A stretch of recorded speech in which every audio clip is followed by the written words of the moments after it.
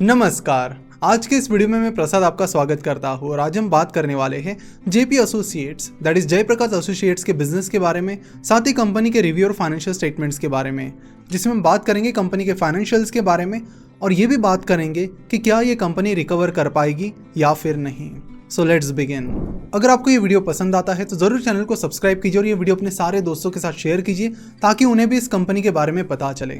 JP associates पिछले कई सालों से ट्रेंडिंग में चल रही है। इसका मेन रीजन कंपनी की बिजनेस परफॉर्मेंस नहीं बल्कि पेनी स्टॉक्स है, क्योंकि कंपनी का स्टॉक एक पेनी स्टॉक है, इसलिए इसमें काफी ज्यादा लोग ट्रेडिंग करना पसंद करते हैं जो कि मेनली बिगिनर्स होते हैं। करीब 2 साल पहले कंपनी का नाम काफी चर्चा में था। कंपनी का नाम इसलिए चर्चा में था क्योंकि राकेश झुनझुनवाला ने कंपनी में कुछ स्टेक खरीदा था। उसके बाद लोगों ने भी काफी कुछ स्टेक कंपनी ने खरीद लिया। जब मिस्टर झुनझुनवाला ने कंपनी में स्टेक खरीदा तब शेयर प्राइस करीब 13 से 14 रुपए चल रही थी। लेकिन जैसे ही लोगों को पता चला कि मिस्टर झुनझुनवाला ने जेपी एसोसिएट्स में इन्वेस्ट किया है, उन्होंने भी कंपनी में हेवीली इन्वेस्ट करना शुरू किया, जिसके चलते शेयर प्राइस लगातार बढ़ती चली गई और 20 रुपए के ऊपर चली गई। फिर अगले क्वार्टर में काफी इंटरेस्टिंग चीज हुई। लोगों को पता चला कि मिस्टर झुनझुनवाला ने अपना स्टेक बेच दिया है, जिसके बाद लोगों ने भी अपना स्टेक बेचना शुरू किया और उसमें कई सारे लोगों को काफी बड़े बड़े नुकसान भी उठाने पड़े। तो इससे कई सारे लोगों को एक सीख मिली कि आपको ब्लाइंडली किसी को फॉलो नहीं करना है, सबकी सुनो और खुद की करो। इस तरह की चीज आपको फॉलो करनी चाहिए। अब बात करते हैं कंपनी की शुरुआती जर्नी के बारे में। कंपनी की शुरुआत 1979 में मिस्टर जयप्रकाश गौर ने की। कंपनी शुरू करने से पहले वो कॉन्ट्रैक्टर का काम करते थे।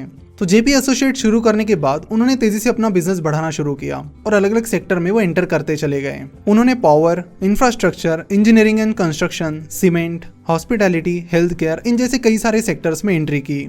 फिर 1987 में कंपनी स्टॉक एक्सचेंज पर लिस्ट हुई। साल 2000 से 2008 ये कंपनी के लिए गोल्डन पीरियड था, जिसमें कंपनी की काफी तेजी से ग्रोथ हुई। कंपनी की ग्रोथ इतनी तेजी से हुई कि 2008 में कंपनी सेंसेक्स में शामिल हो गई, जो कि एक बहुत बड़ी बात होती है। लेकिन 2008 के बाद ऐसा क्या हुआ कि आगे चलकर कंपनी एक पेनी स्टॉक बन गई, ये भी एक काफी इंटरेस्टिंग स्टोरी है। कंपनी के ज्यादातर बिजनेसेस इंफ्रास्ट्रक्चर से जुड़े थे और 2008 की क्राइसिस के बाद इंफ्रा से जुड़े कई सारे सेक्टर्स पर इसका असर होने लगा। उन सारे सेक्टर्स में डिमांड लगातार कम होती चली गई। लेकिन एक्चुअल प्रॉब्लम ये हुआ कि जब 2000 से 2008 के बीच इंफ्रास्ट्रक्चर काफी तेजी से ग्रो हो रहा था, तब इन कंपनी ने बहुत ज्यादा लोन्स ले लिए, ये सोचकर कि कंपनी इसी तरह आगे अच्छी ग्रोथ दिखाती रहेगी और अच्छे खासे प्रॉफिट कमाती रहेगी, जिससे डेट रिपे करने में भी कभी प्रॉब्लम नहीं आएगा।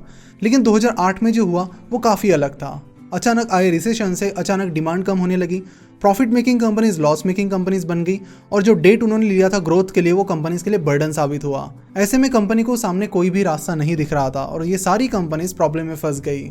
ऐसी कई सारी इंफ्रास्ट्रक्चर कंपनीज आपको मिल जाएंगी जो 2008 से पहले तो बहुत अच्छा परफॉर्म कर रही थी, लेकिन रिसेशन की वजह से और ज्यादा लोन की वजह से अचानक से खराब परफॉर्म करने लगी। फिर साल 2017 में आरबीआई ने देखा कि कई सारी कंपनीज अपने डेट सही से नहीं चुका रही है। फिर उन्होंने बैंक से कहा कि इन कंपनीज के आप इंसॉल्वेंसी प्रोसेस शुरू कर दीजिए, सो दैट आप कंपनीज के एसेट्स बेचकर अपना कुछ पैसा रिकवर कर पाएंगे, जिसमें जेपी एसोसिएट्स का भी नाम था।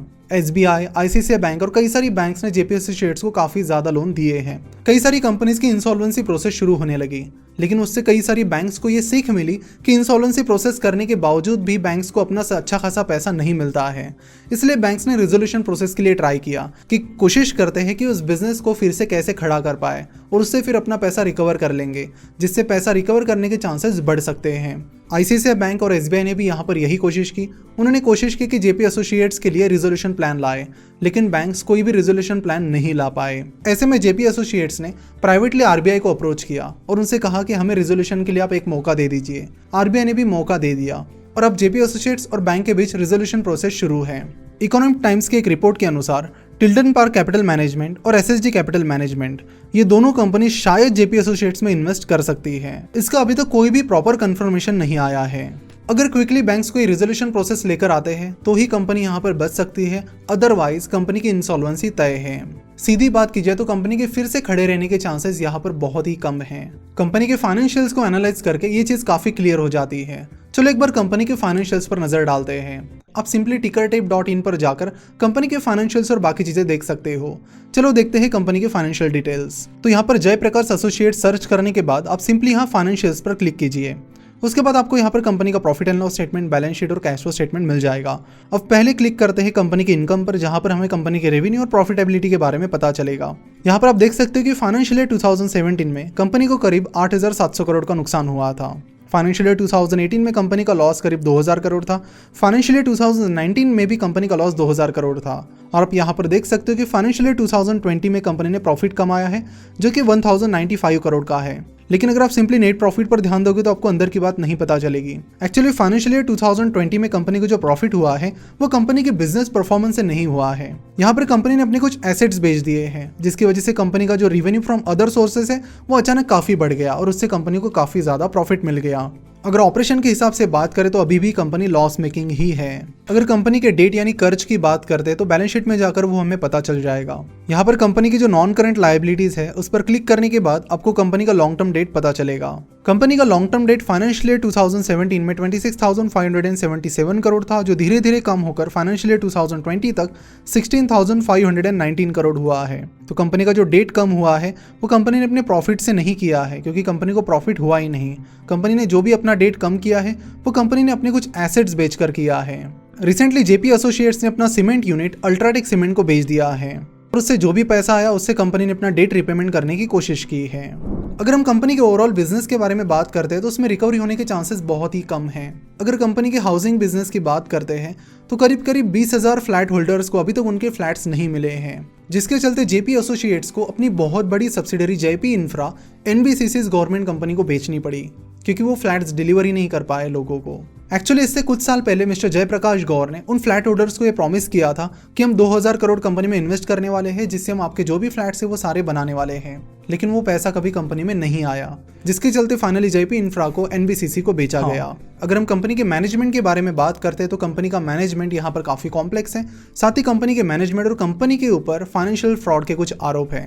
ये आरोप किसी और के नहीं बल्कि गवर्नमेंट के हैं। इसलिए गवर्नमेंट ने SFIO that is serious fraud investigation office को इस पूरी चीज की इंक्वायरी करने के लिए कहा है, जिसकी इंक्वायरी फिलहाल चल रही है।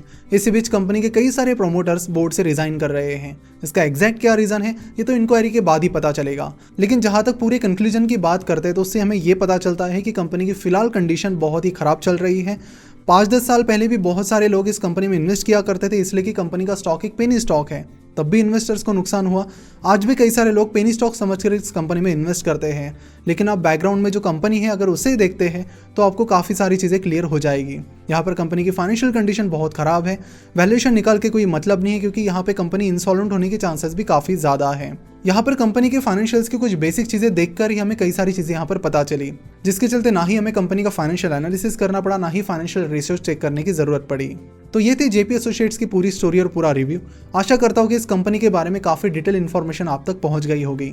अगर आपको हमने प्रोवाइड की हुई इन्फॉर्मेशन पसंद आई है तो ज़रूर वीडियो को अपने सारे दोस्तों के साथ शेयर कीजिए, साथ ही उन्हें फिनोवेशंस के बारे में भी बताइए। मिलते हैं नेक्स्ट वीडियो में किसी ऐसे ही इंटरेस्टिंग वीडियो के साथ। तब तक के लिए गुड बाय।